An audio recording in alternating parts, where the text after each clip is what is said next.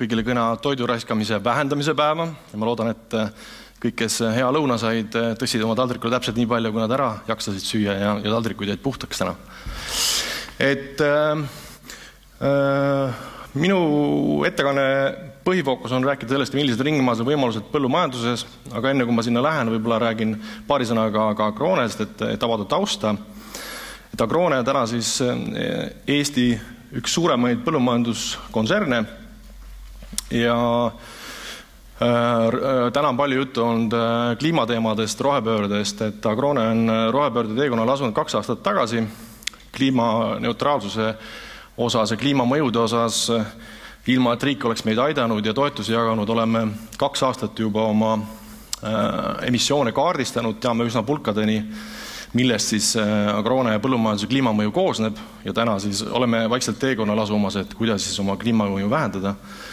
Aga suhteliselt suure nii-öelda põllumajandusliku toidu jalajäljega grupp Eesti Kapitalil ja toimetame siis 3 maakonnas täna Põlva, Valga ja Pärnumaa.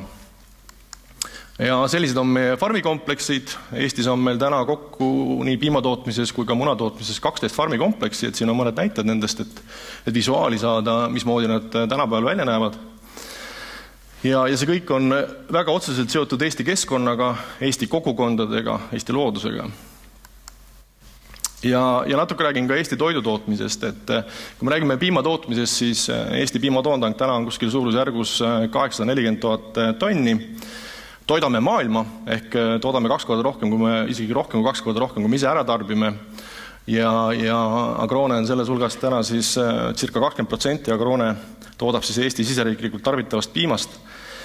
Ja kindlasti me oleme Euroopa mastaabis ega maailma mastaabis väga efektiivsed tootjad, meie saagikused nii-öelda looma kohta on väga kõrged. Samas on sellel tootmisel ka täitsa korralik keskkonnamõju, peamised mõjud on meil seotud ikkagi mõjuga kliimale. Teine suur valdkond piimanduses kindlasti on põhjavee kasutus, mis on suht märkimisväärne. Ja kolmandaks siis ka loomulikult mõju läbi söödatootmisega looduse liigirikkusele. Teravilja tootmine Eestis on kuidagi märkamatult ühiskondlikult nagu tähelepanud jäänud, et teravilja tootmises tegelikult me oleme 10 aastaga kasvanud sellisest 500-600 000 tonni tootjast eelmisel aastal rekord 1,6 miljonit tonni, millest tegelikult jällegi eestlased ise tarbivad ära 500-600 000 tonni ja jällegi me toidame maailma, kuskil 1 miljon tonni läks eelmine aasta ekspordiks teravilja. Ka suht märkimisväärne ekspordi tuluallikas Eesti riigis. Ja ka teraviljaga suhteliselt suur jällegi ka keskkonnamõju, eelkõige just läbi põllu kasutuse, maakasutuse, ehk et eelkõige mõju kliimale ja võib-olla vähem siis Eestis põhjaveele ja kindlasti väga oluline mõju ka looduse liigirikkuse säilimisele. Munatootmine, millega ka Agrone Grupp tegeleb, et ajalooliselt oleme siis omandanud ettevõtte, kes väga pikalt on Eestis muna tootnud. Eesti munade osas ei ole ise varustav, et kuskil 60% Eestis tarbitavast munadest suudame me Eestis ise toota, ülejäänud me impordime. Ja Agrone Grupi roll on selles siis täna 15% kogu Eesti munatoodangust ja siis 10% kogu Eesti munatarbimisest. Ja jällegi, et kui vaadata nagu keskkonda ja ringmajanduse olulisust, siis peamiselt need mõjud on seotud kliimamõjudega jälle läbi selle, et munatootmises põhiline keskkonnamõju tegelikult on toodetav sööt ehk peamiselt nisu. Ja kui kokkuvõtlikult Agrone kohta öelda, et mis on selle Agrone Grupi olulisus ka Eesti ringmajanduse mõttes, et suurim põllumajanduskontsern Eestis, oluline tööandja nendes maakondades, kus me täna toimetame, eelkõige just Põlvamaal. Meie nii-öelda hallata on 13 000 hektarit Eestis väga väärtuslikku põllumaad. Selle põllumaa nii-öelda huumuski säilitamine, toitainete säilitamine, sealt pealt siis toidu kasvatamine on suuresti meie roll. Ja toidu julgeoleku mõttes on need numbrid sellised ja muidugi paneb ka päris suure vastutuse Agronele. Aga jah, tervikuna, et konteksti mõistes, et nii piimas kui teraviljas Eesti on ise varustav, toidame maailma, 2 korda suuremate kogustega, kui me ise tarbime. Muna poole peal siis oleme importija rollis. Põllumajanduses ringmajanduse põhimõtted, et kuna põllumajandus on väga ressursimahukas, siis selgelt ringmajanduse printsiibid põllumajanduse toidu tootmises on hästi olulised. Kuna meie olelusring igal hetkel puutub loodust, siis tegelikult seda on hakatud põllumajanduses tähtsustama väga ammu juba, aga hiljem ma natuke räägin ka, mis need põhilised stopperid on, siis miks asjad täna veel perfektselt ei tööta. Aga ütleme nii, et ringmajanduse võimalused põllumajandus on igal sammul võimalikud, et paljuski see takerdub täna või sõltub sellest, et kuidas on huvigruppide huvid, nii nagu esimesed ja teised paneelid täna siin olid, et kui see koostöö toimib ja huvid on kattuvad, siis tihti õnnestub asju teha. Ja lisaks huvidele muidugi alati on ka rahaline takistus, et kas asjad kommertsalustel töötavad või ei tööta, kui ei tööta, kas siis on olemas mõned muud faktorid, mis siis kommertsalustel aitavad tööle saada nii-öelda. Et kui vaadata Agrone grupi näitel, et mis siis meie ressursikasutus on, siis see on suhteliselt nagu märkimisväärne, nagu öeldud, põllumaad 13 000 hektarit. Meil on ehitisi 12 farmikompleksi pluss töökohakompleksid.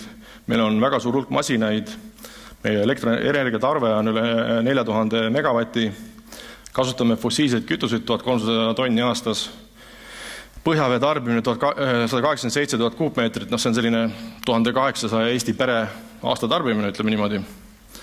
Ja enamus sellest siis läheb loomadele tegelikult jootmiseks 90%. On seemned, on mineraalväetised, taimekaitsevahendid, söödalisandid, ravimid, kaubad ja kontorites kõik, mis vajalik on. Et see loetelu pole kindlasti nagu ammendav, aga põhilised ressursid on ikkagi maa, vesi, ja kõik, mis me vajame siis taimede kasvatamiseks ja sealt edasi looma kasvatamiseks, loomapidamiseks ja sealt piima tootmiseks. Agrone keskkonnabilanss, et natuke väikses kirjas taha ei paista, aga ega siin midagi selles mõttes nagu üllatavat ei ole, et meie sisendid, nagu öeldud, on ikkagi suuresti nagu kasutatav maa, põhjavesi, sisseostetud kaubad, energia, transporditeenused, ja väljunditeks on eelkõige just põhitooted, meie puhul siis lehma toorpiim, teravili, kanamunad, kõrvalsaadused on loomad linnud elule, loomad linnud lihaks, põhk, hein, orgaaniline väetis ehk loomade läga ja sõnnik, kindlasti on tegemist tootega, mitte jäätmega, ümbertöötatavad tahked jäätmed, ümbertöötatavad vedelad jäätmed ja kindlasti ka heited keskkonda. Ja kui ma räägin nüüd lähemalt ringmajanduse võimalusest põllumajandus, siis siin peab eelkõige ütlema seda stardiks, et kõik need ringmajanduse võimalused, mis on meil grupi sees endal, on alati lihtne käsitleda, alati lihtne, kas just lihtne teha, aga me hoomame, kuidas me saame asju ära teha, mis ajagraafikus me saame teha ja täna ettevõtte sees ka väga paljud ringmajanduse printsiibid on kasutusel, et me nii-öelda kasutame oma ressurssi ühest ettevõttest teise ringi. Ja seetõttu see esimene bullet võib-olla siin on ka see, et me näeme, et selgelt kliimamõju mõttes on head need põllumajandusettevõtted, kus tootmine on nii-öelda segatootmine, et on loomakasvatus ja piimatootmine, on teravili, on munad, et sa saad nende vahel, kui nad on suhteliselt lähestikuses lokatsioonis, ütleme 50 kilomeetri raadiuses, sa saad suhteliselt mõistliku kliimamõjuga toitu toota ja ka neid nii-öelda tooteid ringelda selles väärtusahelas. Maakasutus ringmajanduse võimaluse mõttes, et maa on meie kõige suurem ressurss, et Eesti on astumas ka samme, et väärtuslikud põllumaad Eestis kaitse alla võtta. Meie roll on siin eelkõige see, et kanda hoolt selle üle, et kõik toitajad, mis me maast võtame, me püüame sinna ka maksimaalselt tagastada. Ja teine suur teema on siis maa süsinikusisaldus, süsiniku sidumine. Et Agrone puhul võib tuua näiteks näite, et meil on täna siis 13 000 hektarit põllumaad ja oleme süsiniku kaardistanud 2 aastat juba ja näiteks meie 13 000 hektari süsiniku sidumine pikaajaliselt mulda on selline 4000 tonni aastas, mille puhul me võime siis nagu mõelda, et kas seda kasutada enda süsiniku pildi vähendamiseks või siis müüa ettevõttest välja. Veekasutus, siin on ringmajandus nagu jällegi ettevõtte sisene ringmajandus, et täna on suur teema põllumajanduses sadevee kasutamine, et kuna enamus põhjavee kasutust, mida me täna teeme, on tegelikult loomade joogiks, siis, ja sellele kehtivad väga kõrged kvaliteedistandardid, põhimõtteliselt on need samad nagu inimese joogivesi, siis sadevee kasutus loomade joogiks on täna piiritletud. Me hea meelega, kuigi aastakümneid ja sadu on loomi vihmaveega joodetud, ei ole loomad selle tõttu hukka saanud. Täna see kahjuks võimalik ei ole. Ja teine suur teema on siis reovee puhastus põllumajandusettevõtetes. Et nii sadevee kasutus kui reovee kasutus, need kõik on jällegi seotud investeeringutega.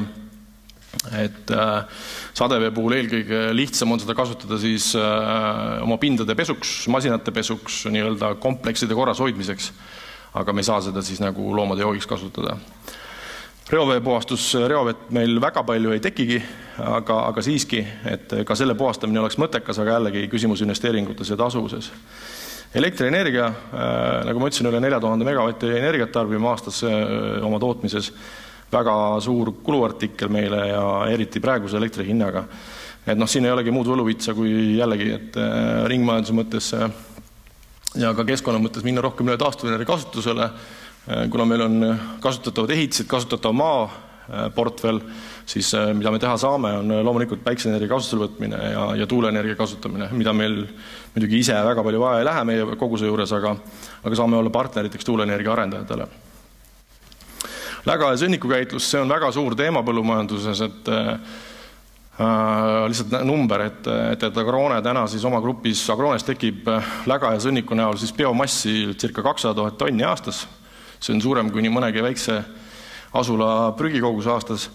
Et täna Agrone grupis see biomass läheb põldu tagasi, ilma et me metaani sealt eraldaks. Et biogaasijaamade ja biogaasi kasutamine selgelt on üks põllumajanduse fookusvaldkond, mis tuleb moel või teisel Eestis lahendada.